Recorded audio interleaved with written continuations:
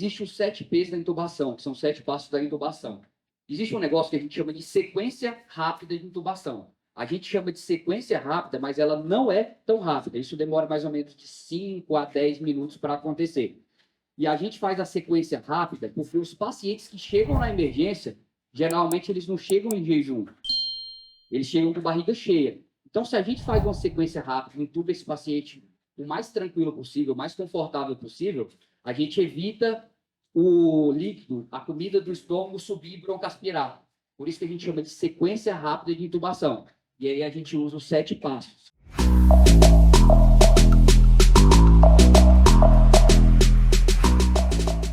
Precisa sempre, toda paciente precisa usar a sequência rápida de intubação? Não. Se o paciente está em coma, se o paciente está parado, se o paciente está com gláuculo 3, você não precisa fazer nada disso aqui, é só entubar direto. O paciente está morto praticamente. Então você só precisa usar os 7 passos nesses outros pacientes, que são a maioria deles. Entenderam? Eu gosto de explicar os 7 passos de uma maneira mais fácil de entender. O primeiro passo é o primeiro de preparação. Tudo na vida não tem que fazer uma preparação? Então, para tudo na vida existe uma preparação. Então, tem que preparar. E eu digo que é mais ou menos que nem uma viagem. Você está viajando de carro, então você prepara tudo. Você prepara, abastece o carro, aluga o hotel, vê onde você vai, projeta o caminho. Então, essa é a preparação. Aqui na intubação, o que é a preparação? É você saber quem é o paciente, o nome, o peso, se ele é alérgico, se ele comeu, qual tubo que você vai utilizar, qual laringoscópio você vai utilizar, qual droga você vai fazer. Então, a preparação é isso tudo. Você conversar com a equipe, enfermeiro, papapá, quem vai ficar aqui, quem vai ficar ali. Geralmente, eu gosto de anotar tudo e dar para o enfermeiro o que eu preciso. Então, a preparação é isso, tá? O segundo passo é a pré-oxigenação. Pensa que você está no carro viajando, você tem que ir daqui lá para Salvador. Você que é de Salvador, tem que ir daqui para Salvador. Dá para ir com um tanque só de gasolina? Não dá para ir com um tanque só de gasolina, né? Só que não tem posto daqui para lá. Vamos supor que não tem posto. E aí você precisa colocar um tanque reserva para você conseguir chegar. Então você bota um tanque reserva de gasolina para abastecer. É a mesma coisa que na pré-oxigenação. Quando você vai entubar o paciente, ele vai ficar um tempo sem respirar. Ele pode ficar um tempo em apneia. Então, você precisa dar uma reserva para o pulmão desse paciente. Geralmente, se você não fizer nada, esse paciente vai aguentar 3 a 4 minutos, se ele tiver com pneumonia, às vezes até menos tempo sem respirar. Agora, quando você pré-oxigena, quando você dá oxigênio, você dá uma bombada no pulmão desse moleque. Então, ao invés de 3 minutos, ele vai ficar 5, 6 minutos sem fazer bradicardia, sem desaturar. Entendem a importância da pré-oxigenação? A pré-oxigenação é isso. Eu vou explicar com mais detalhes, eu só estou passando para vocês entenderem. Depois, é o seguinte, imagina que você pegou o carro, beleza? Você preparou tudo, você colocou o tanque em reserva, e aí você colocou o seu filho atrás para viajar contigo. Só que nessa viagem, ele está pegando muito sol, e ele está todo dolorido do sol, está doendo demais. Aqui eu costumo brincar que a pré-oxigenação é o fentanil, para tirar a dor dessa criança, para ele não ficar queimado do sol. Sempre você tem que fazer fentanil? Não, nem sempre.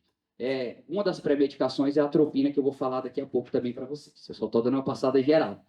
Beleza, você colocou esse menino lá atrás do carro, só que o menino está muito doido, está chutando sua cabeça, você vai bater o carro, vai morrer. Fala, menino, você tem que ficar quieto. Então, o que você vai fazer? Você pega uma ketamina e bota na perna do menino, a gente é médico, sabe fazer, né? Faz uma ketamininha na perna do menino, ele fica calmo, pra vocês viajar tranquilo. Só que o menino, ele tá todo torto, ele tá todo troncho lá atrás. O menino vai chegar com dor de coluna, aí você fala, vou fazer um bloqueador neuromuscular nele para ele ficar mais relaxado, para ele não ter dor de coluna. E aí é muito doido, né? Vamos fazer isso, na verdade. E aí, para ele não ficar todo travado, vocês fazem um bloqueador neuromuscular nele, que é a paralisia pós-indução. Depois você posiciona esse menino, só que vocês fizeram o remédio, paralisou, se não entubar ele vai morrer. Então vocês vão passar o tubo. Só que vocês passaram o tubo, e daqui uma meia horinha ele começa a acordar, agitado, não sei o quê. Então depois tem que ter um remédio para essa criança. Então tem que ter o analgésico e o sedativo. E esses são os 7 P's da intubação para vocês lembrarem mais fácil. Então quando vocês estiverem lá, lembre dessa historinha. Você precisa preparar o carro, colocar um tanque de gasolina, e aí levou o filho, só que o menino tá que nem um demônio lá atrás, você bota a ketamina, bota o bloqueador, entuba e faz o pós-intubação. Fechou? Então vamos lá, preparação, como eu falei para vocês. Organiza material, equipamento, paciente, define as drogas, vê quem vai entubar. Então tem que fazer isso tudo. como é que a gente vai fazer isso? O que é importante saber? É importante saber o tubo que você vai usar. Você tem que entubar o paciente. Antigamente, a gente achava que o paciente pediátrico era para a gente entubar só com um tubo sem cuff. Agora a gente viu que o paciente pediátrico é melhor entubar com cuff. Por que eles pensavam isso? Porque a via aérea da criança, a do adulto é assim. A da criança ele faz assim. Então imaginavam que passa o tubo aqui, ele trava aqui e não tem escape de ar. Entende? Só que a gente viu que é muito mais fácil você pegar um tubo com balonete. Tá vendo? Esse aqui é o balonete que a gente infla ele. Se a gente passa isso na via aérea. A gente passou isso aqui na via aérea, né? E aí se... Olha a folga que tem. Então o ar vai entrar e sair por aqui, e às vezes não ventila bem o paciente. Então, quando você coloca o balonete, você infla ele lá, se faz a vedação. Então, o ar vai entrar só pelo tubo e sair pelo tubo. Pegou a visão? Então, na pediatria, sempre que der, a gente vai entubar com balonete.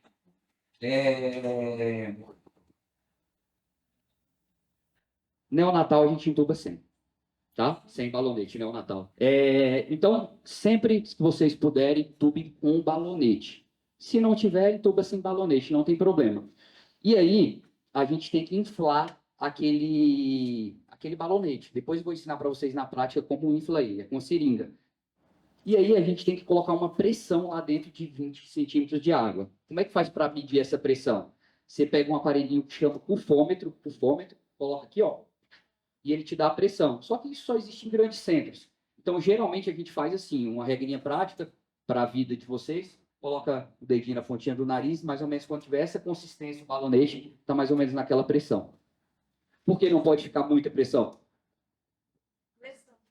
Lesão, né? Se eu ficar apertando meu dedo muito, é que nem um sapato, né? Se ficar apertando os dedos, pode necrosar, então não pode ficar muito pressionado. Certo? Estão entendendo? Tá de boa? Tá leve? Tá suave? Como é que chama? De boa na lagoa? Tranquilo como um grilo? Sussa na montanha russa? Pode retirar? Como é que a gente faz para escolher o tamanho do tubo? Vocês sabem, existe uma tabela enorme, mas vocês podem usar esse cálculo aí, ó. Tubo sem balonete, você pega a idade em anos, divide por 4, mais 4. Vamos fazer um exemplo. Paciente de 4 anos, para ficar fácil. 4 dividido por 4, 1. 1 mais 4, 5. Então, você vai pegar o tubo número 5. No tubo tem a numeração que eu vou mostrar na prática para vocês também. Beleza? Se for o tubo com balonete, com cuff, vocês fazem o mesmo cálculo, só que vocês somam por 3,5. Por quê? Porque o diâmetro dele tem que ser um pouquinho menor, porque tem um balonete para passar. Beleza? Fechou?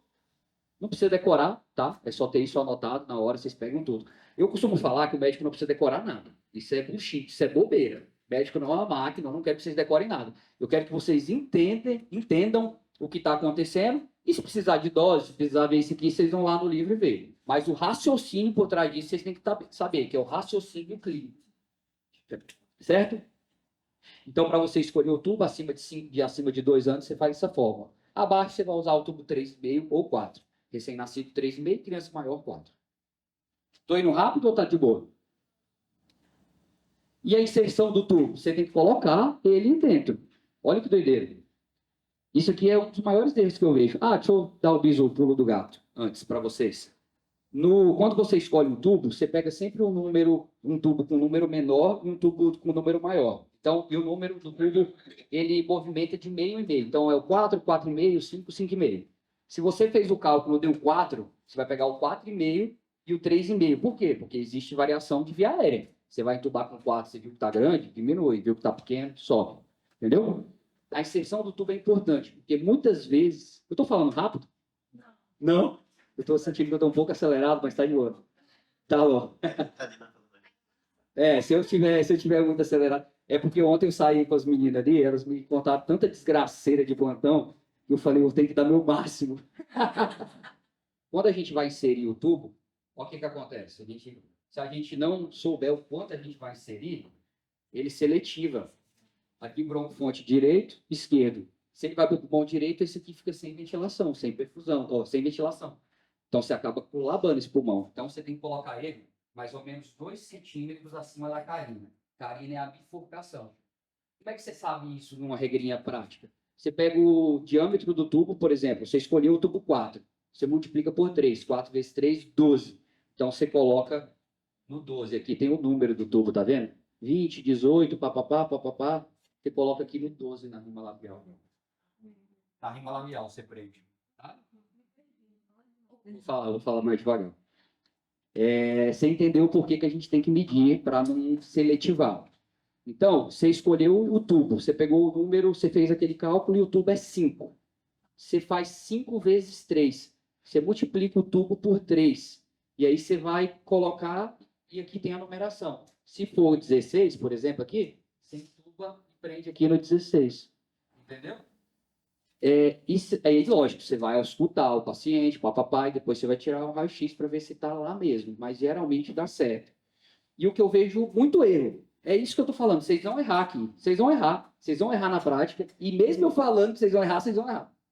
Porque vocês vão entubar e vocês esquecem disso aqui. Aí o paciente não volta a saturação, desatura. Será que está entubado? Será que não está entubado? Então prestem atenção nisso, tá? Lembrem disso. Quando for entubar, lembrar de colocar o número multiplicado. Isso é em criança maior. Em RNzinho, é só pegar o peso e multiplicar por 3 e somar por 6. Por exemplo, o paciente nasceu com 3 quilos. 3 mais 6, 9. Você coloca em 9. Tá? Como eu falei, não precisa decorar. Não precisa decorar. Isso aqui, vocês vão esquecer, normal. Depois vocês vão lá, olha. É assim. A medicina é a prática da repetição até a exaustão, levando a quase perfeição. Tem que escolher o laringoscópio. E agora? Pediatria, a gente escolhe a lâmina curva ou a lâmina reta? Será que é melhor? É? E aí? Pode entubar com qualquer uma, tá, gente? O pediatra, a gente aprende a entubar mais com a reta e o anestesista mais com a curva. O que tiver. Mas como é que a gente faz? Vocês sabem a diferença? A diferença está quando você vai entubar o paciente. Aqui, isso aqui chama epiglote. A epiglote serve para quê? Para quando você vai comer, ela fecha e a comida não vai para a via aérea. Tem que fechar. Se você não tivesse epiglote, você não ia sobreviver, você ia ficar engasgando. A lâmina reta, deixa eu ver se ele trouxe algum aqui para mim. A diferença é essa aqui, ó. A lâmina curva, você vai colocar ela na valécula. A valécula é entre a epiglote e a base da língua. Você vai colocar ela aqui, ó. Tá vendo? Todo mundo tá vendo? Na prática a gente vai ver também. E a lâmina reta, você pega a epiglote e levanta. Essa é a diferença. Beleza? A lâmina curva você vai fazer assim. E a lâmina reta você vai fazer assim. Essa é a diferença, é a única diferença. Tá? E para saber o tamanho, precisa provar a tabela. Você só coloca aqui, ó. Eu costumo fazer assim. Você coloca a lâmina. Se ela der no lóbulozinho da orelha até a rima labial aqui, tiver esse tamanho, você vai conseguir entubar o paciente. Se ela for pequena, você não vai conseguir. Se ela for muito grande, você pode até conseguir, mas vai ser difícil também. Mas menor que isso, você não chega onde tem que chegar, na estrutura que tem que chegar. Entendeu? Tem alguma dúvida? São muito quietos. Aí tem as formulazinhas, né? As tabelinhas que a gente pode olhar, não precisa, é só colocar lá. Eu nunca usei isso aqui na vida, nunca. 10 anos nunca usei. Aqui é mostrando, né, a anatomia que eu mostrei para vocês. A corda vocal aqui, tem que passar entre a corda vocal, né, aqui a fenda glótica, e aqui é o esôfago. Se você olhar assim, o esôfago sempre está anterior, tá? O esôfago sempre está anterior e a traqueia é posterior, tá? Por isso que você precisa levantar assim. Depois eu vou mostrar. Outra coisa. Quando você vai entubar, vai com a mão esquerda, do lado direito, quer bater na língua. E aí, você não faz esse movimento aqui, ó, quebra-dente, tá vendo? Isso aqui é quebra-dente. A gente chama isso de básico. O movimento é esse aqui, ó, pra frente, pra lá. Entendeu? Você bota aqui, colocou, pronto, achei a estrutura, faz assim pra cima. Se fizer assim, quebra-dente. Beleza? Se tiver dente, né? Que beleza. Mas essa é a visão que vocês vão ver. Essa é a visão, ó, epiglote aqui. Então, a lâmina reta você belisca a epiglote e a lâmina curva você entra na valécula. Aqui está a fenda glótica, corda vocal, traqueia, papá. Mesmo desenho. Então, vamos para a pré-oxigenação, gente. Aqui também é bem de boa. Você sempre vai tentar pré-oxigenar com oxigênio a 100%. Qual é a fração de oxigênio que a gente está respirando agora? 21%. Então, a gente vai tentar pré-oxigenar 100%. O que dá 100%? A máscara não reinalante. Tá? Com esse reservatóriozinho aqui. Essa dá. Catéter não dá. Outros tipos não dá. Quem dá é essa aqui. Se o paciente estiver respirando, você vai fornecer oxigênio de 3 a 5 minutos. Você deixa lá de 3 a 5 minutos, que aí você pré-oxigenou, você deu uma reserva, você colocou gasolina nesse galão para chegar até Salvador. 15 litros, o maior aqui, de 13 a 15 litros, tá? Porém, às vezes o paciente vai estar em gaspe, vai estar em insuficiência respiratória. Se ele tiver insuficiência respiratória, aí você vai ter que fazer isso com a bolsa válvula máscara, o famoso AMBU, tá bom? Mas se ele não tiver, você pode fazer com isso aqui. Fechou? Esse é bem tranquilo, né? O segundo P. Qual o terceiro P? O menino tava, a gente preparou o carro, colocou gasolina no tanque, o terceiro é qual? Pré-medicação, né? Que ele queimou muito no sol. A pré-medicação é assim. Antigamente a gente já usou muito. Eu sou do antigamente, eu tenho 10 anos. Não parece, parece que eu tenho 25, né? Você tem 35. Mas antigamente a gente usava muito pré-medicação. Hoje em dia eles estão usando menos, tá bom? A pré-medicação, existe a pré-medicação com atropina e com fentanil. Você sabe o que a atropina faz? A atropina faz o coração acelerar um pouquinho. É isso que ele faz, basicamente. Antigamente se acreditava que em crianças abaixo de 1 ano, crianças que recebiam succinilcolina, você tinha que fazer para não bradicardizar, para o coração não bater mais fraco. Por quê? Porque quando você faz um estímulo laríngeo, estimula o nervo vago. E aí o paciente pode dar uma bradicardia. Mas viram que é fisiológico, que ele pode dar bradicardia, mas geralmente resolve sozinho, é só você tirar. Então você não precisa fazer essa pré-medicação. Muitos médicos acham que precisa fazer atropina ainda, mas não precisa. Então o que eu faço? Eu aspiro a atropina, deixo quietinho. Se eu estou laringoscopando o paciente, ele entra em bradicardia e não melhora, aí eu faço atropina, tá? Vocês têm que entender que isso é uma sequência rápida de intubação, o paciente está grave, quanto menos coisa, menos medicamento você fizer nele, melhor. Aí você faz atropina, faz fentanil, faz não sei o que, faz não sei o que, senão você vê o menino para. Então, quanto menos mexer, melhor, tá? Então, assim, não existe uma indicação absoluta de fazer atropina. Só quero que vocês entendam isso. Porque às vezes vocês podem passar por outros locais e falar, tem que fazer atropina sim, sim. Não, não tem evidência científica disso. Então, eu não faço atropina como pré-medicação, só os pacientes bradicardizados. Fechou?